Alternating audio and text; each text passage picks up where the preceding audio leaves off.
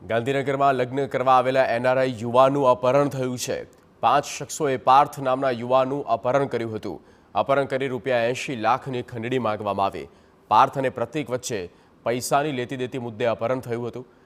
પોલીસે વૈષ્ણોદેવી ફાર્મ હાઉસમાંથી 5 શખ્સોને ઝડપી પાડ્યા। ઇન્ફોસિટી પોલીસે યુવાને અપહરણકારોની ચુંગાલમાંથી છોડાવ્યો। એક આરોપી અમેરિકાનો વતની હોવાનું પણ તપાસમાં સામે આવ્યું છે। પ્રતીક ઠક્કર મુખ્ય સૂત્રધાર હોવાનું પોલીસ તપાસમાં ખુલ્યું છે।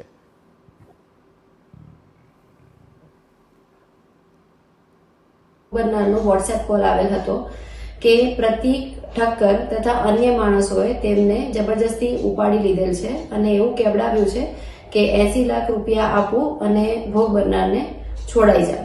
ત્યારબાદ ફરિયાદીએ તરત પોલીસને કોન્ટેક્ટ કરતા ઇન્ફોસિટી પોલીસ સ્ટેશન દ્વારા ઉપરી અધિકારીઓને જાણ કરી ઉપરી અધિકારીઓ દ્વારા અલગ અલગ ટીમ બનાવી ભોગ બનનારને શોધવા માટેની પ્રક્રિયા તુરંત જ અમલમાં લાવી ભોગ બનનારને શોધી કાઢેલ છે। ભોગ બનનારને સુરક્ષિત પોલીસ સ્ટેશન લાવી તમામ આરોપીઓને 5 આરોપી પકડી અને એમને અટક કરેલ છે।